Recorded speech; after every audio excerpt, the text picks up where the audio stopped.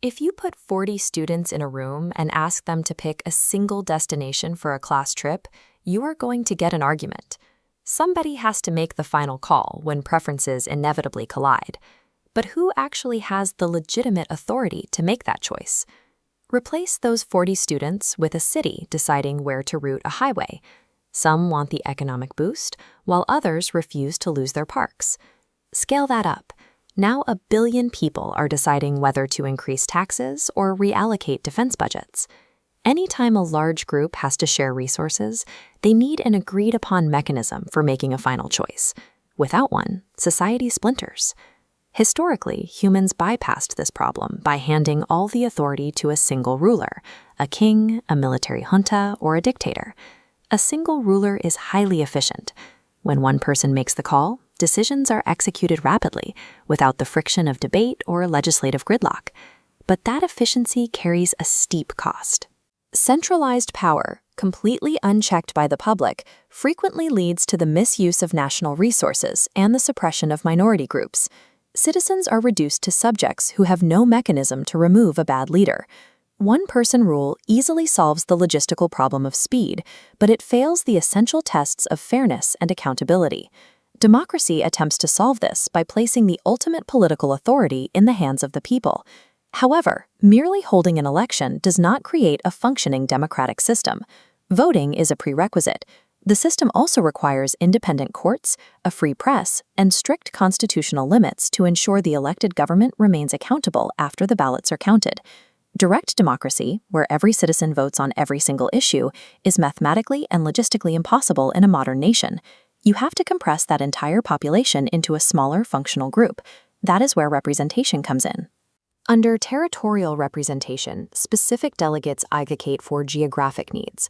A coastal region might send someone to secure port infrastructure, while a mountainous area prioritizes agriculture. Social representation ensures that distinct demographic groups have a dedicated voice. Farmers, students, and industrial workers experience society differently, and their specific concerns require visibility in the capital.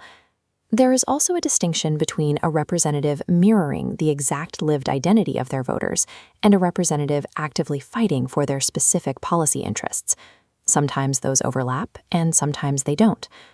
Representation operates as a logistical technology. It takes 1 billion individual voices and distills them into a manageable, working body capable of making collective decisions. This is the Indian Parliament House. It serves as the central processing engine where representation is converted into binding law. It operates with a bicameral structure.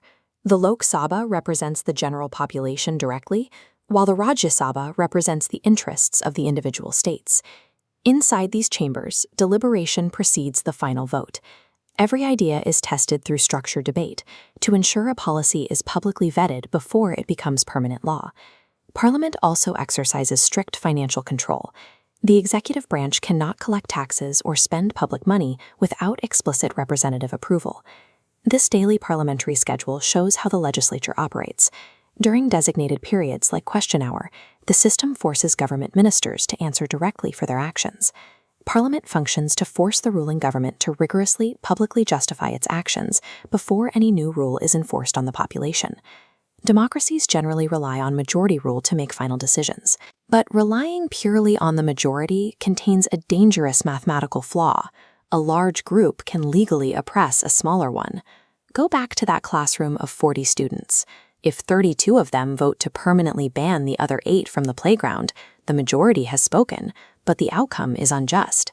That is why modern systems operate as constitutional democracies. Elected power is strictly bounded by laws designed to protect human dignity, regardless of what the majority wants. This protrek shows Dr. B.R. Ambedkar. As a key constitutional architect, he and others designed strict structural limits to prevent the majority from overreaching and silencing dissenting voices. The majority is granted a temporary mandate to govern the country. They are never granted the authority to strip a minority of their civic rights.